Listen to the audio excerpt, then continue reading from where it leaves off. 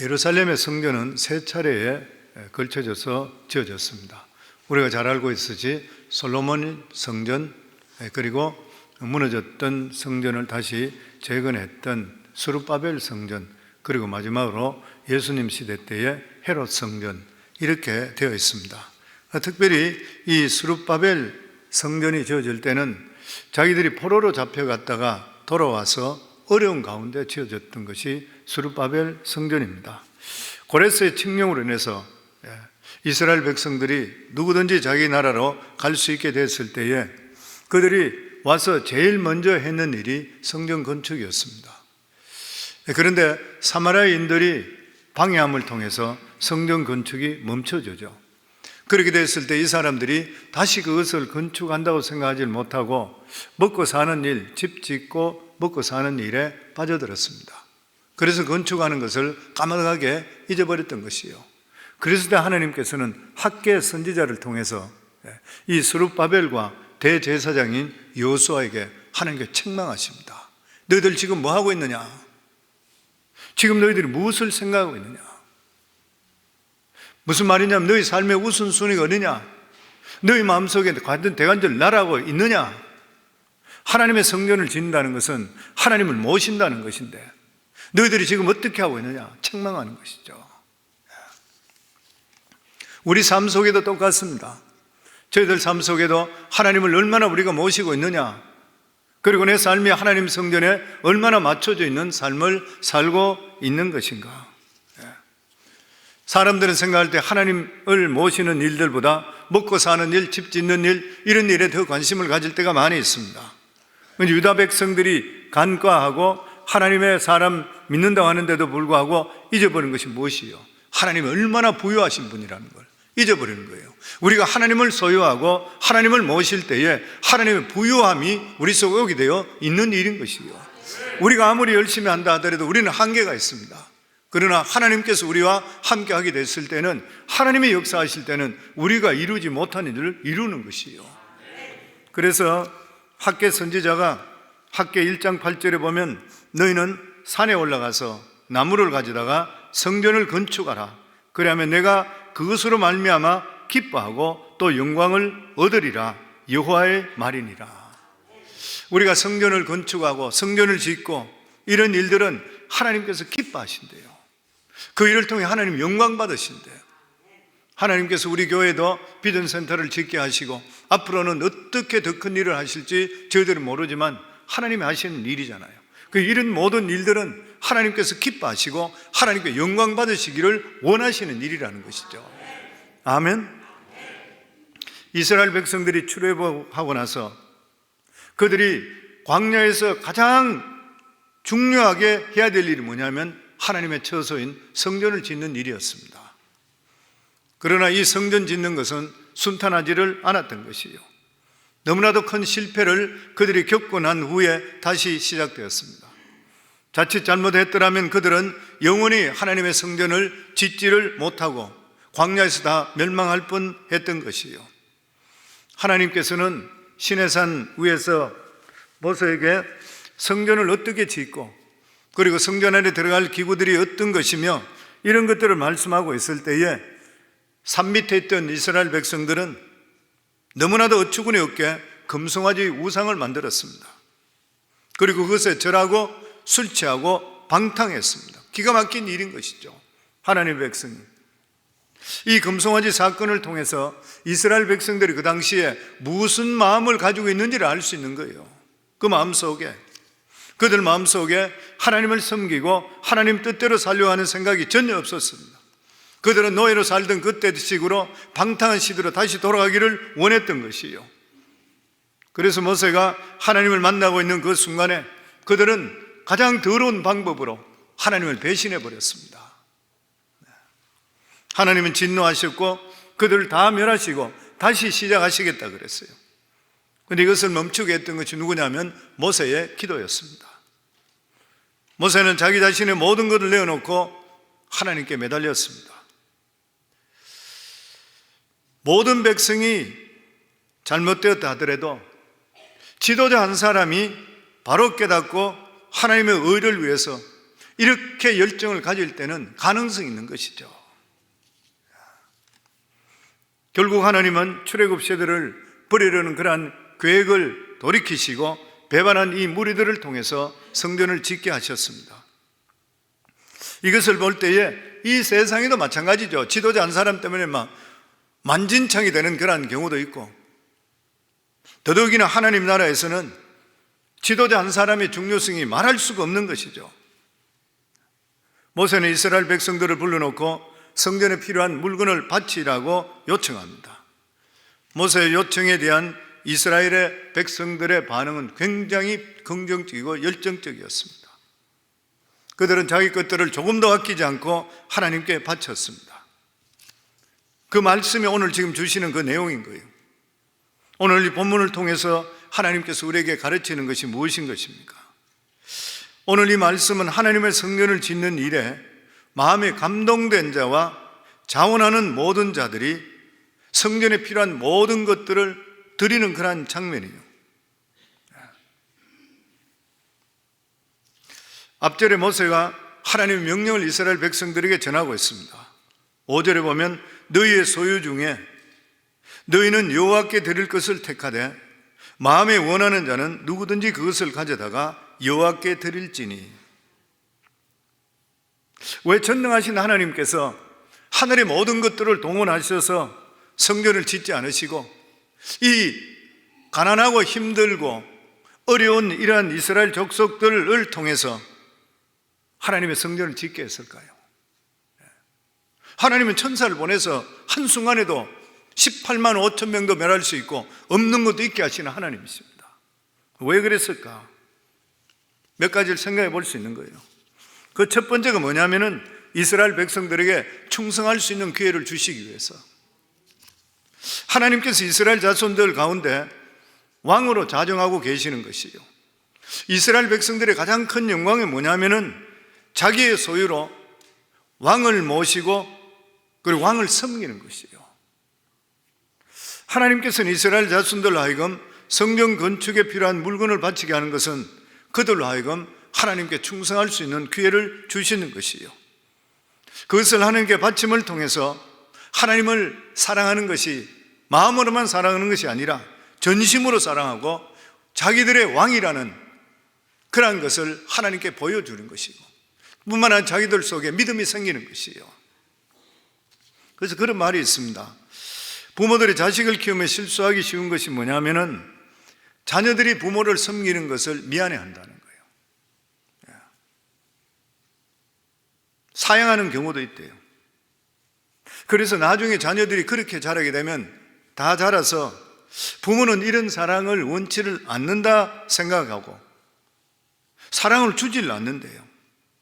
그래서 부모는 자녀들을 어릴 때부터 섬기는 것을 가르쳐야 된다 그럽니다.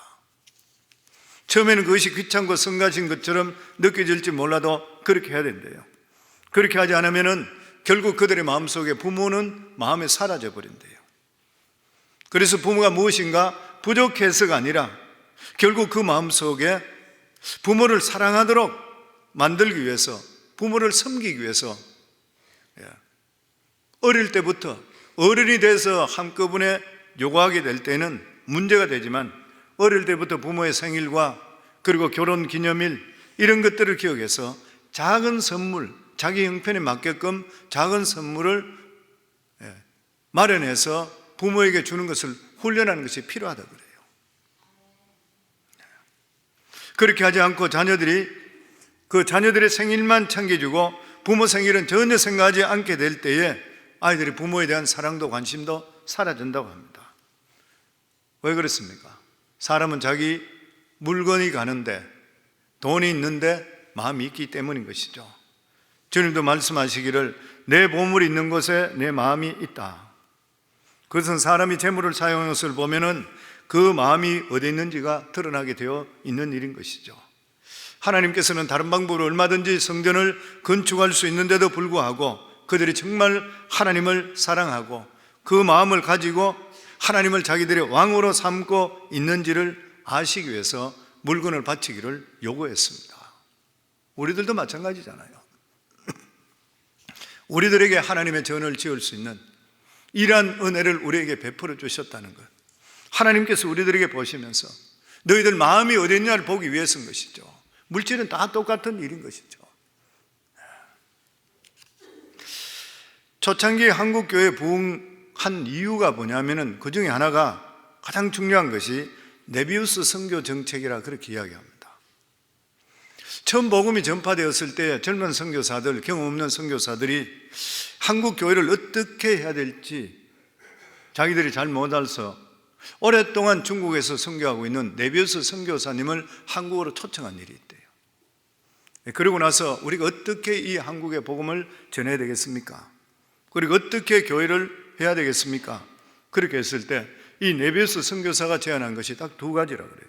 하나가 뭐냐면 성경 공부를 많이 시킬 것, 두 번째는 재정적으로 교회를 독립시킬 것. 다른 데서 원조받지 않고 교회가 재정적으로 자립할 때 교인들은 이 교회가 자기 교회라고 생각되고 애착감과 책임감이 생긴다는 거예요. 그래서 교회는 교인들이 헌금으로서 운영되고 헌금의 중요성을, 필요성을 깨닫게 된다고 하는 것이에요. 제가 이원석 목사님 이야기를 자주 하는데 저한테는 참 많은 도움을 주셨고, 우리 교회 6, 7개월까지 새벽 설교를 우리 교회 오셔서 하셨고, 그리고 참 많은 이제 그 부부간에 같이 저희가 한 달에 한 번씩 두 부부간에 같이 회동도 했었고, 그러면 저한테 어드바이스도 많이 해주시고 그렇게 했습니다.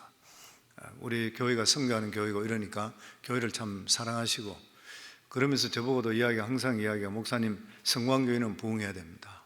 제가 중앙장로교에서 이루지 못했던, 중앙장로교에서는 저는 30% 정도까지 예산에서 선교를 해봤지만 지금은 그렇게 하지 못하고 있습니다. 그런데 성광교회는 선교하는 교회이기 때문에 반드시 선교하는 교회가 부흥되는 것을 보여줘야 됩니다. 그렇기 때문에 성광교회는 부흥해야 됩니다. 그렇게 이야기하시던 분이에요. 그런데 그러면서 저희가, 우리 교회가 처음에 이 교회에 여기 들어올 때에 성도님들이 헌금을 물론 하셨지만 그때는 열악한 가운데 있었기 때문에 거의 헌금을 많지 않았었고, 교회를 100%, 거의 almost 100% 은행 론으로 그냥 빌려서 교회에 들어왔습니다. 성도님들이 어떤 여기에 동참했는 것이 그렇게 많지 않았던 것이에요. 그리고 당연히 그렇게 되는 거라 이렇게 따라왔던 것이에요.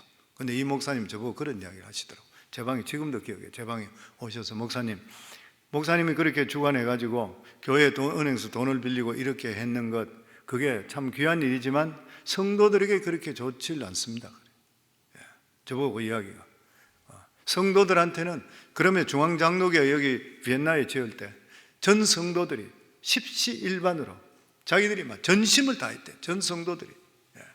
그때 자기들이 교세가 별로 적었었는데, 근데 전 성도들이 다 했는데 수십 년이 지난 지금도 성도들이, 이 교회는 우리들의 정말 하나님의 은혜와 피땀으로 이루어진 것이라, 교회에 대한 애착감이 대단하다는 거예요, 사람들이. 그러면서 성도들의 그 애착감을 심어주는 것이 너무 좋습니다. 이번에 우리 비전센터 짓는 것도 마찬가지잖아요. 제가 성도님 늘 말씀드린 대로 기도하는 가운데 사랑하는 마음속에 하라는 거예요. 사랑하는 마음에 최선을 다할 수 있는, 우리들의 교회, 우리들의 후손들에게 물려줄 수 있는 교회, 차세대를 위한 그러한 교회. 우리 인생에 살아서 돈을 벌어서 뭐 하겠어요? 내가 가진 물질 가지고 뭐 했어요? 우리가 자식한테 넘겨주는 것 얼마 정도 줄 수 있는 건 있겠죠. 그렇지만 자식을 살리고 죽이고 축복하는 분이 누구예요? 하나님이시잖아요. 우리가 심어야 될 때가 하나님께 심으셔야 돼요. 아멘. 그리고 두 번째로, 하나님께서 주신 재물을 어떻게 쓰는지를 아시기 위해서, 가치 있게 쓰기 위해서입니다. 지금 이스라엘 자손들이 가지고 있는 이러한 재산은 애굽에서 나올 때에 애굽인들로 통해 취했던 것입니다. 하나님께서 이적을 행하시고 기적을 일으키게 될 때에 10가지 재앙을 통해 애굽인들이 너무 놀래버렸어요. 그래서 이스라엘 자손들에게 솔선수범해서 재산을 갖다 줬습니다. 그들이 나올 때에 하나님께 하신 말씀대로 너희들이 나올 때 400년 동안 그곳에 있다가 나올 때는 많은 재물을 가지고 나올 것이라 했는데 실제로 애굽 사람들이 막 갖다 줬어요. 금은 폐물부터 해서. 이 사람 가지고 났어요. 너무 두려웠기 때문에. 그래서 그들은 애굽을 떠날 때 빈손으로 나오지 않고 금은 폐물, 진귀한 보물들 많이 가지고 떠났습니다. 이것은 하나님께 400년 동안 그들이 고생하고 힘들었다 해서 하나님이 주셨던 것이죠. 자기들 했는 게 하나도 없어요. 자기들이 달라인 것도 아니고 하나님께서 그들을 통해서 줬던 것이에요. 그래서 그런 이야기를 합니다. 하나님께서는 자기 백성들에게 절대로 공짜로 일 안 시킨다고. 왜냐하면 그들은 노예가 아니기 때문인 것이에요. 하나님이 수고한 것에 대해서 반드시 대가가 따르는 것이에요. 사람이 주지 않으면 하나님께 주시는 것입니다. 사도 바울은 이렇게 말했습니다. 일하는 소의 입에 망을 씌우지 말라. 하나님이 일하는 자, 구약의 율법을 인용하면서 하나님이 일하는 자는 당연히 먹을 권리가 있다는 것이에요. 주의 일을 하는 사람은 절대로 굶어서는 안 되는 것이에요. 그런데 문제는 이스라엘 백성들이 출애굽할 때 많은 재물을 가져왔는데 어디에다 사용할 것이냐는 거예요. 광야에 이동하면서 이 많은 금은 이걸 어디에 사용할 것이 있어요? 그러다 생각한 것이 무엇이에요? 나중에 금송아지를 만들어 버렸습니다. 그 재물들을 금송아지 만드는데 금은을 다 던져버렸어요. 그들은 하나님께 주신 것을 죄 짓는 데 사용했습니다. 이것은 이중적인 죄를 지었던 것이에요.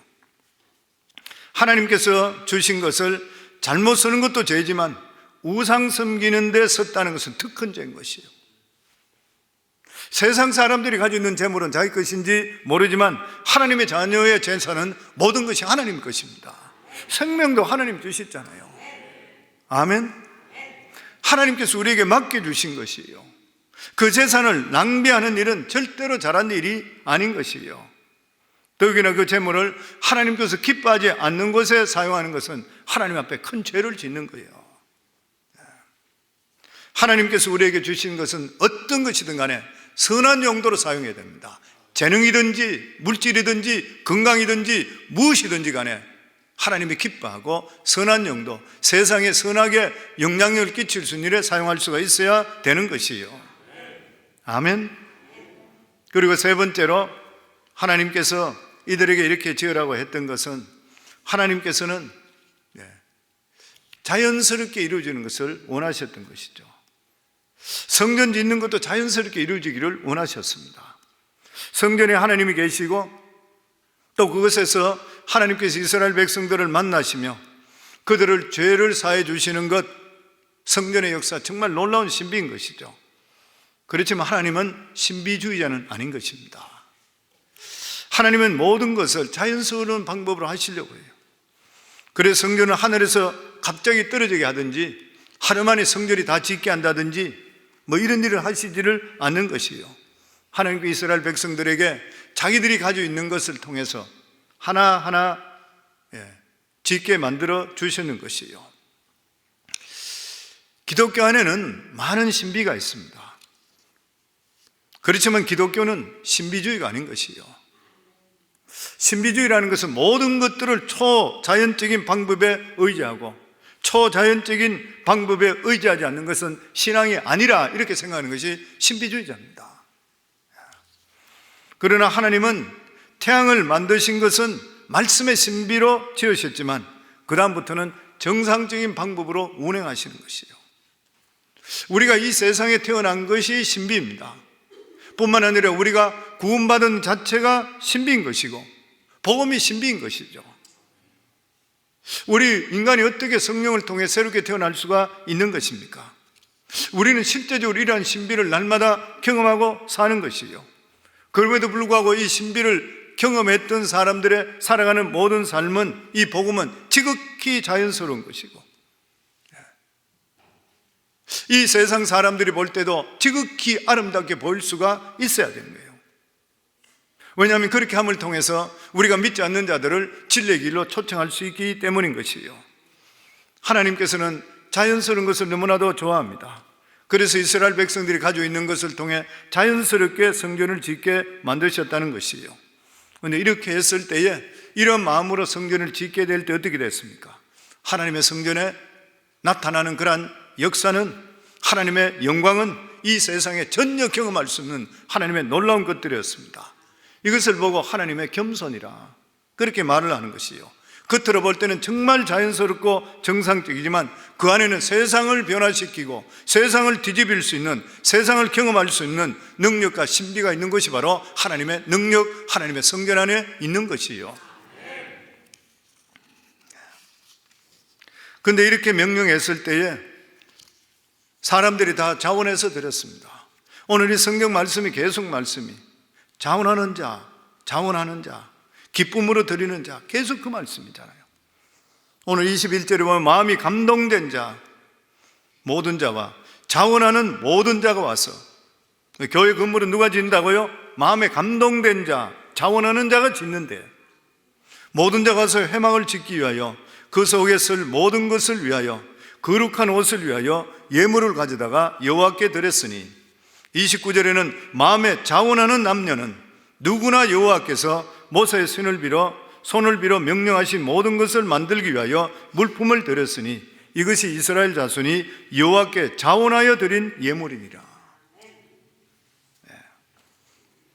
그래서 그런 이야기 드리죠. 제가 이번에 건축공할 때도 말씀드릴 때 기도하시고 하라는 거예요. 체면상 절대 하지 말라는 거예요. 내가 직책이 이 정도에 이 정도는 해야지, 그런 식으로 신앙생활 하지 마세요.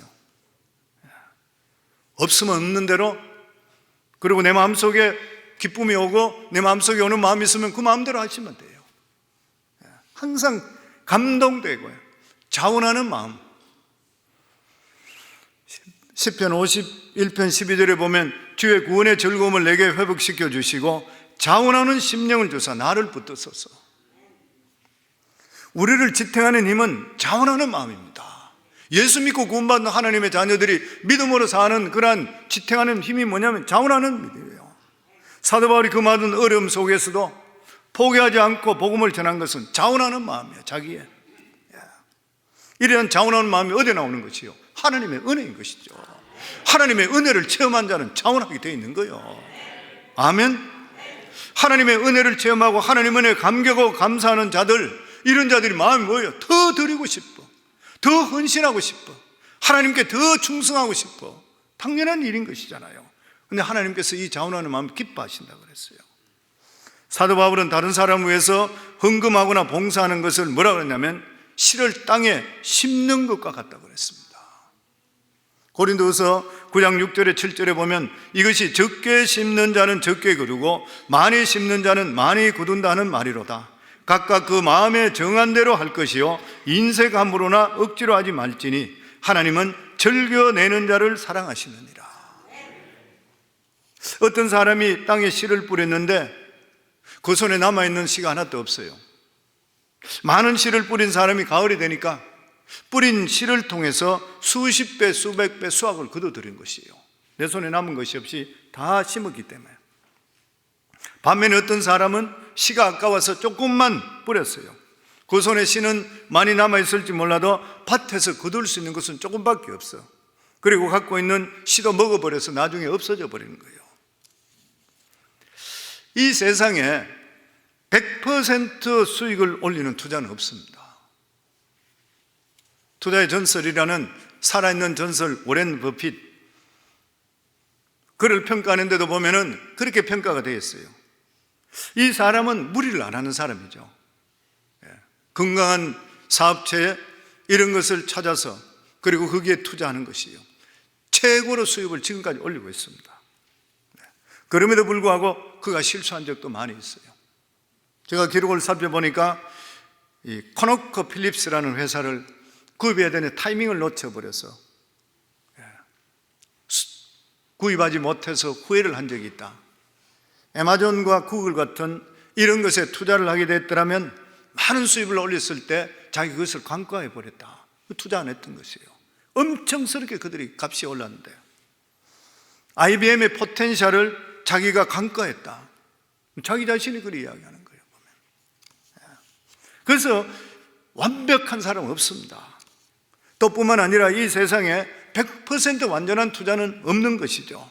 늘 성도님 말씀드리지만 100% 안전한 투자다 그러고 여기만 하면 돈 번다 하면 그 사람 99.99%는 사기꾼이라 생각하시면 돼요. 아니 100%라 그래요. 이 세상에 완전하고 100% 개런티 해주는 투자가 어디 있습니까? 은행도 이자 주다가 은행도 망하는 경우가 있는데, 그런데 성경에 100% 투자 수익에 대해서 우리에게 방법을 소개합니다. 그것이 뭐냐면은 능력이 되는 한도 내에서 하나님의 나라와 그 백성들에게 투자라는 거예요. 그런데 이것을 성경에 보면 돈을 쓰는 것이 아니라 하나님께 돈을 심는 것이라고 그랬어요. 성도님 반드시 아셔야 됩니다. 우리가 하나님 나라 위를 위해 할 때는 내가 하나님께 돈을 드리는 것이 아니라 하나님께 심는 거예요. 심어요. 심게 되면 분명히 어떻게 돼요? 싹이 트고 열매가 맺힐 때는 30배, 60배, 100배 수확으로 우리에게 돌아오게 되어 있는 것이에요. 하나님은 모든 것을 다 가지고 계세요. 그럼에도 불구하고 우리에게 심게 하시는 그런 이유는 우리에게 축복을 주시기 위해서.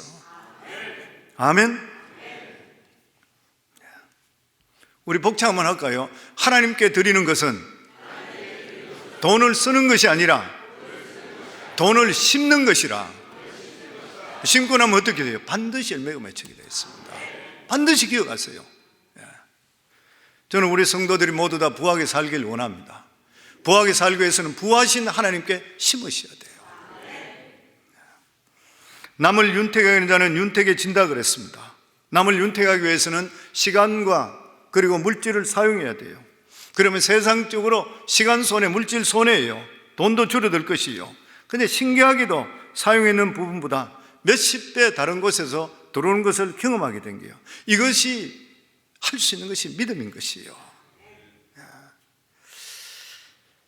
하나님의 부여한 것이 우리에게는 가장 귀한 축복이 되는 것입니다.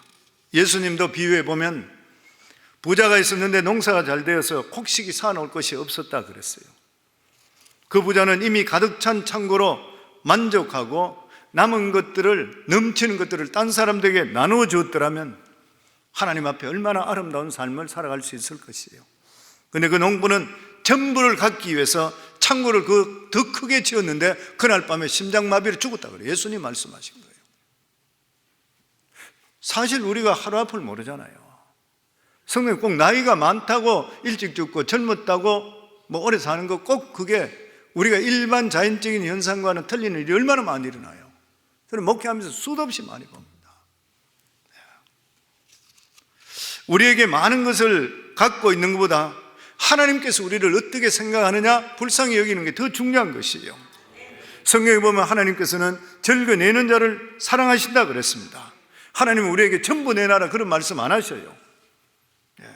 그 대신에 모든 것을 가지려 하지 말라, 욕심 부리지 말라는 것이에요. 일부만 내어놓더라도 그것을 통해 하나님이 기뻐하시고 많은 사람을 도와줄 수 있는 것이에요. 시간도 마찬가지죠. 시간에 대해서 인색해서는 안 되는 것이에요. 하나님 앞에 시간을 많이 내어놓으라 그렇게 말씀합니다. 오늘도 오신 것도 마찬가지잖아요. 우리가 올바른 신앙생활 하시고 예배 중심적인 신앙생활 하려고 그러면 시간을 하나님께 많이 드려야 돼요. 오늘날 보면 예배가 자꾸 없어지는데 시간을 하나님께 자꾸 안 드리잖아요. 성도님 집에서 혼자 큐티하고 성경 읽는 것보다 교회 나와서 예배 드리고 하나님 말씀 받는 거하고는 비교가 안 돼요. 어떤 사람은 예배 드리는 시간이 아까워서 5분 늦게 오고 끝날 때는 바람같이 사라지는 사람도 있어요. 그러나 그런 사람은 그가 정말 급할 때 하나님께서는 5분 늦게 오십니다. 가장 필요할 때 하나님께서 바람같이 사라질 거예요. 우리는 하나님 앞에 충분한 시간을 드려야 됩니다. 하나님께서는 우리가 충분한 시간을 두고 우리가 나갈 때 하나님께 충분히 시간을 가지고 우리 기도를 들어주시는 역사가 임할 줄을 믿습니다. 그렇게 하면 하나님 앞에서 부유한 사람이 돼요.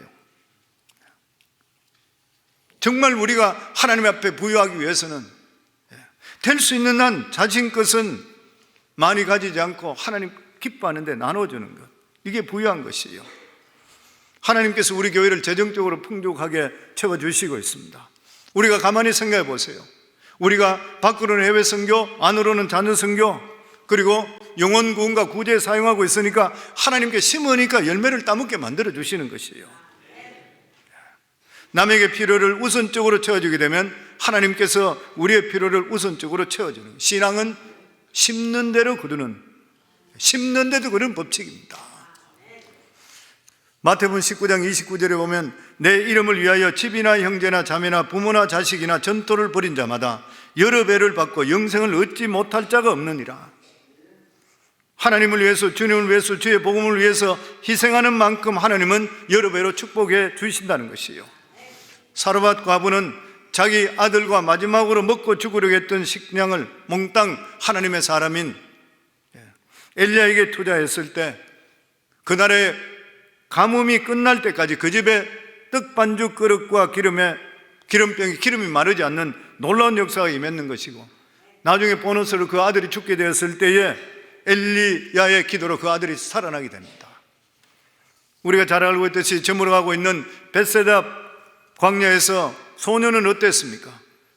다른 사람들은 바치지 않고 있을 때 가날픈 어린 손으로 보리떡 5개와 물고기 2마리를 바쳤을 때 5,000명을 먹이고 12강주가 남는 축복이 나타나는 것이에요. 하나님께 물질을 심어야지 물질의 축복을 받습니다. 하나님의 사업에 많은 것을 투자했을 때 많은 것으로 거두는 역사가 임하는데, 우리 성도님도 그렇게 되기를 주의 이름으로 축원합니다. 그래서 인생을 뭐라 그래요? 파종하는 인생이라. 이제는 파종하는 인생이라. 심는 대로 거두는 것이에요. 낙심하지 말고 심으라는 것이에요. 착한 일을 하다가 우리가 낙심할 때가 있습니다. 복음의 씨앗을 심다가 영혼 구원의 열매가 없다고 낙심할 때도 있습니다. 기도하고 올 때 응답이 안 될 때도 있고 낙심할 때도 있습니다. 하나님 사업에 물질로 헌신하다가 물질의 축복 열매가 없다고 낙심할 때가 있는 것이에요. 그러나 성경 말씀 우리에게 이렇게 이야기합니다. 우리가 선을 행하되 낙심하지 말지니 피곤하지 아니하면 때가 이름에 거두리라. 시편 126편 5절에 보면 눈물을 흘리며 씨를 뿌리는 자는 기쁨으로 거두리로다. 울며 씨를 뿌리러 나가는 자는 정령 기쁨으로 그 단을 가지고 돌아오리라. 이 추수의 법칙은 절대로 변화되지를 않는 것이요, 심고 거두게 하시는 하나님의 축복, 이 축복대로 우리 성도님 심고 거두는 법칙으로 우리 성도님 삶도 복을 받고 자손들도 복을 받고 물질도 복을 받을 수 있는 우리 성도들이 다 되기를 주 이름으로 축원합니다.